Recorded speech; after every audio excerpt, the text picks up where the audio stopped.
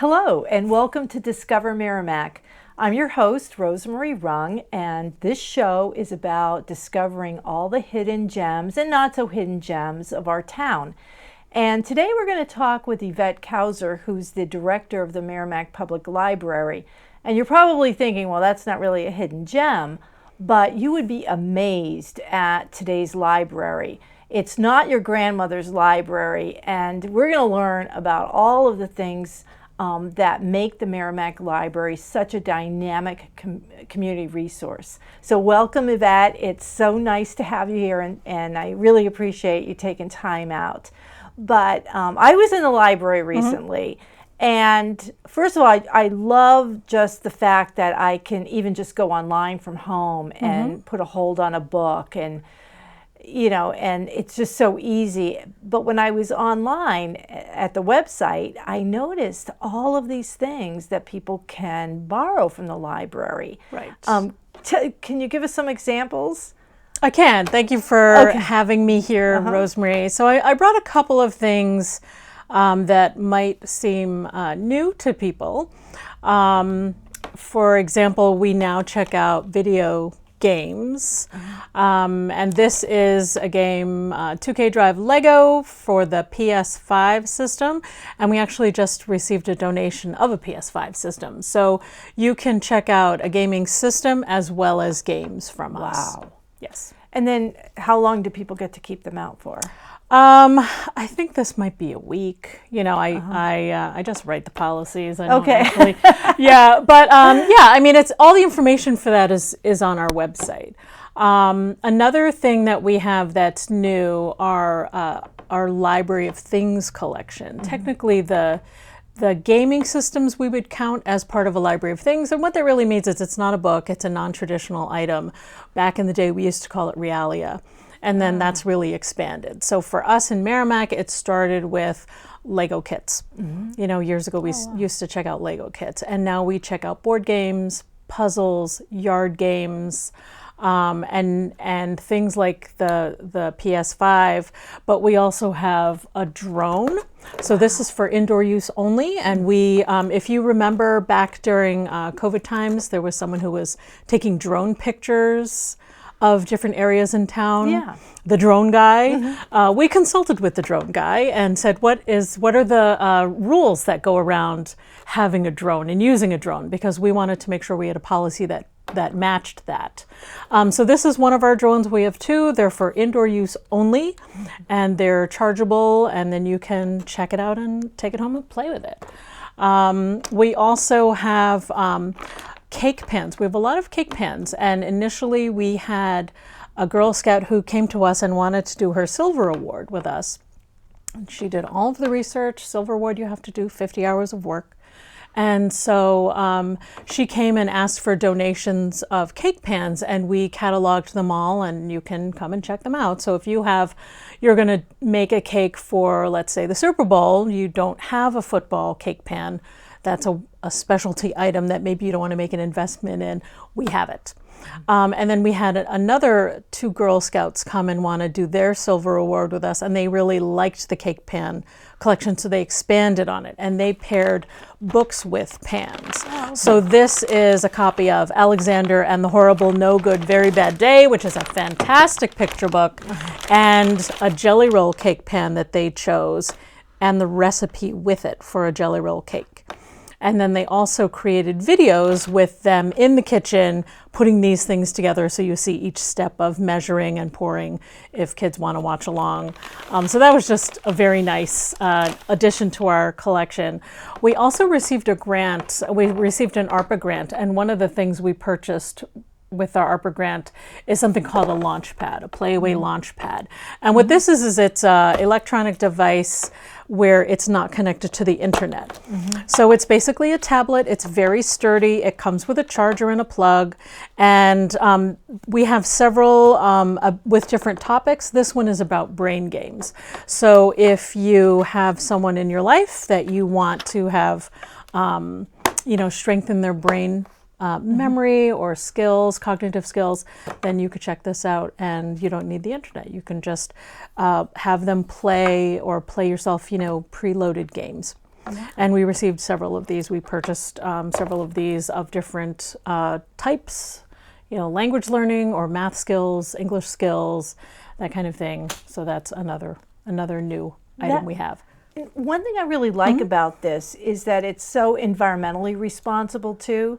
So instead of someone buying a cake pan that maybe they're only going to use once or twice a year, and if you look at all the resources and energy that went into making the pan and shipping it and putting it in the store, whatever, here you save all that. You save all those resources. You get to use the pan and then allow it to be used for something else. So I think it's very environmentally responsible to borrow things.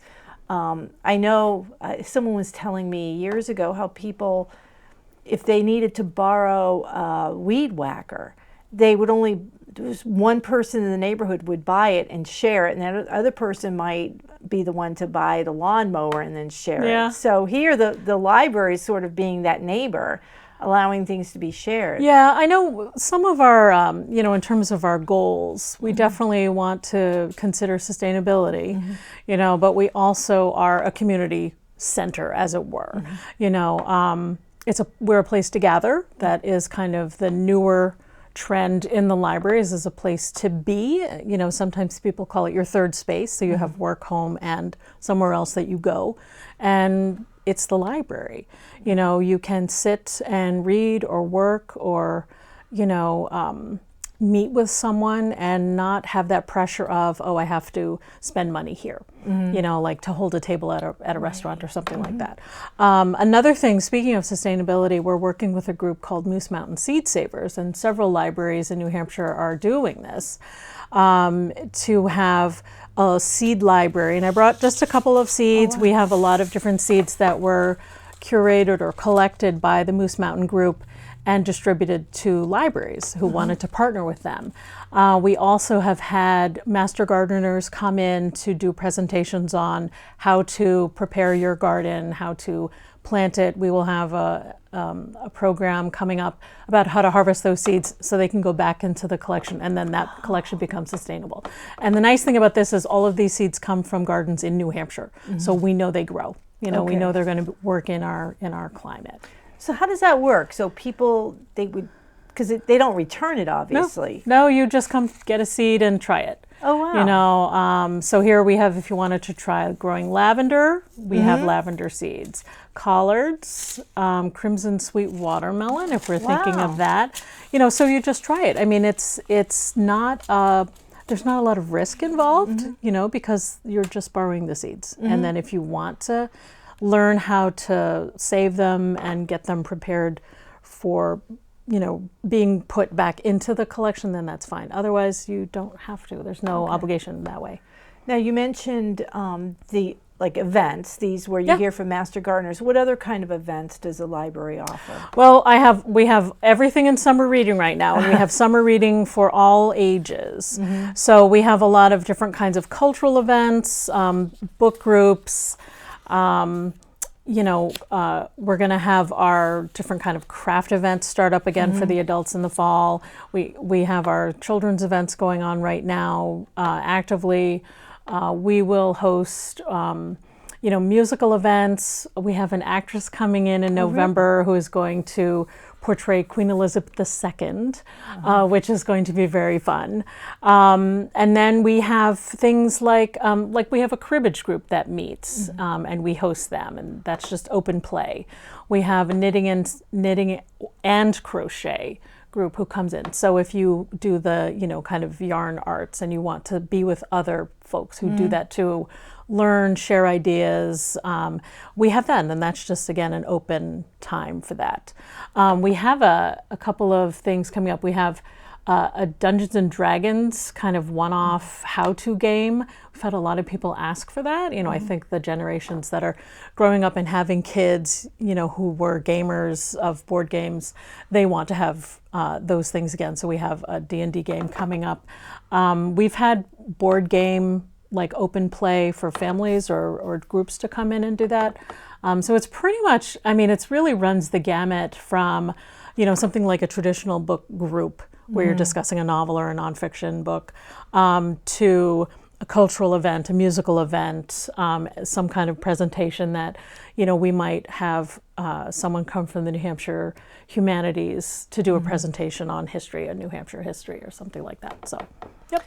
Well, because I remember I gave a program years ago when my husband and I walked across England. Yes. And yes, that was probably armchair travel. Yes. Yes. Yeah. And it was great because people ask questions that you're really not going to find anywhere. Right. Like what's the best way to prepare your feet for blisters, things like that. Yeah. So it was nice. And I noticed something on your calendar. I think it's August. It's coming up. It's Reading with Mac the dog. Yes. Yeah. We had Mac come in July for a Saturday morning, and it was fantastic. Officer Mandy is Mac's handler, and she's wonderful with Mac and wonderful with the kids.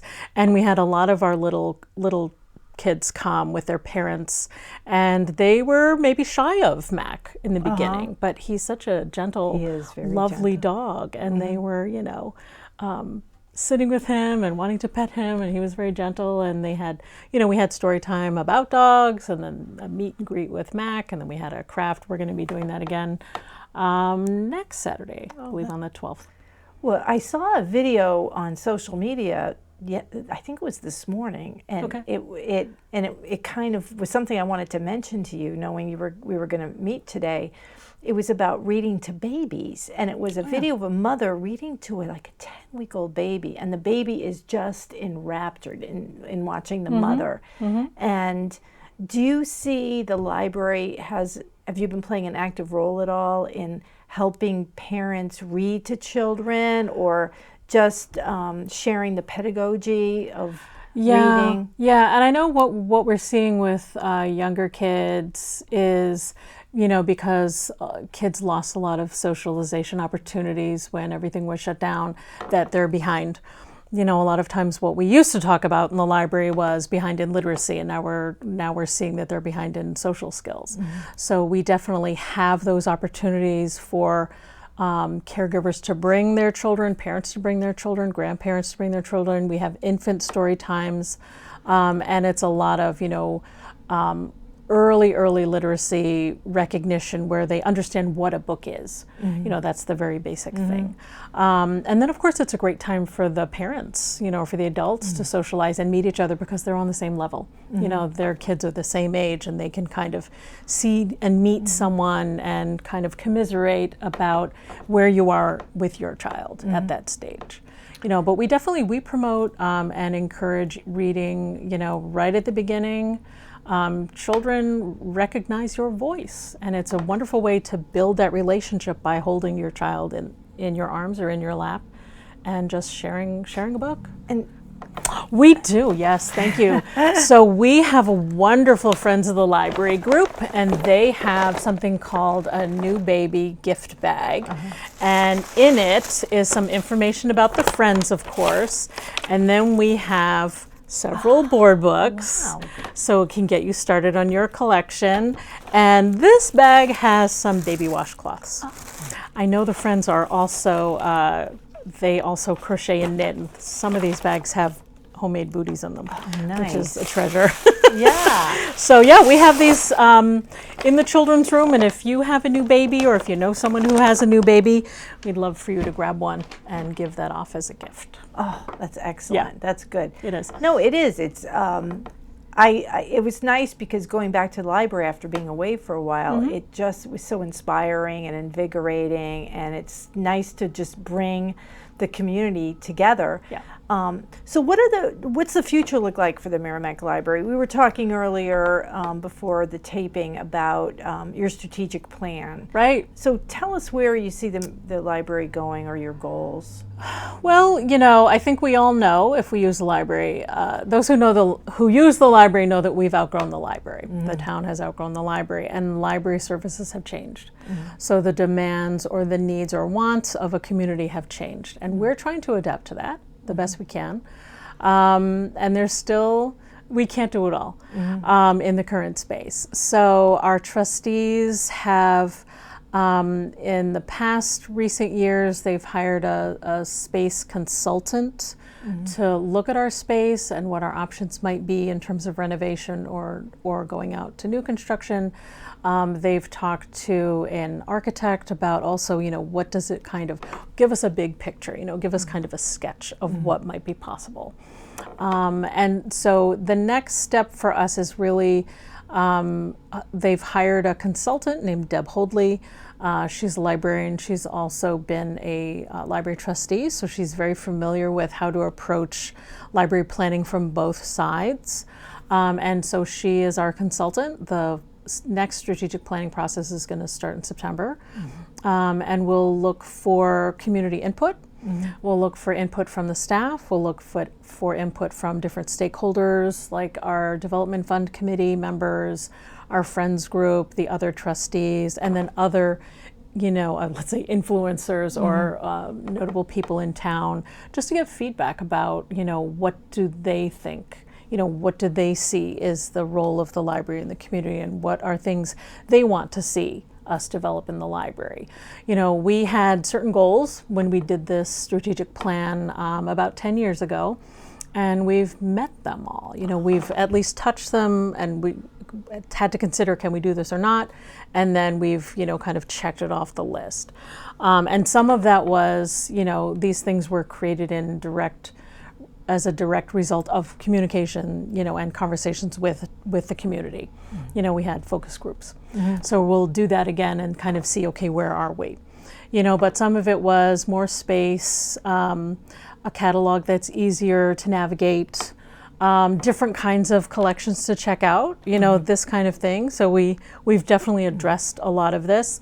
We've also, I think, we've wanted to retain and train our staff. We're now looking at how do we continue to do that and retain excellent staff that we have. Post-COVID, there's a little bit of an element of different needs. People would like to have curbside pickup that we did, during COVID, and there's still some convenience in that. Digital services we're still providing, and we've increased digital services. A lot of remote programs people still like to have. There's an ease of access there. At the same time, they want to have more in-person, events and meetings. So we have to balance, do we have the resources to do both of these things?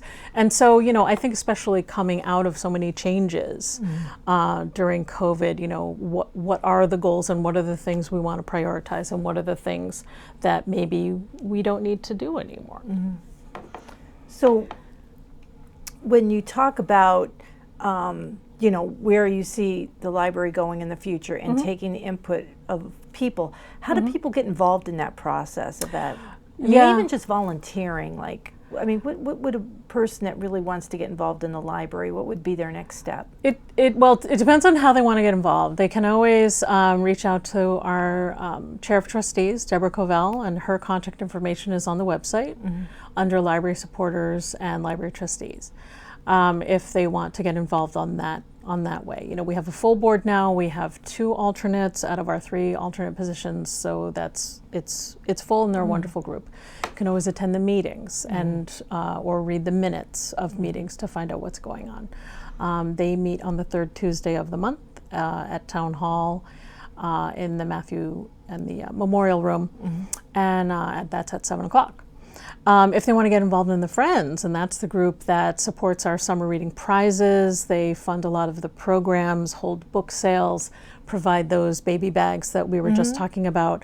That's an excellent group to get involved in and support the library, and also meet people who have the same ideas, are like-minded, who want to get involved in the community and also support this great organization that is the library.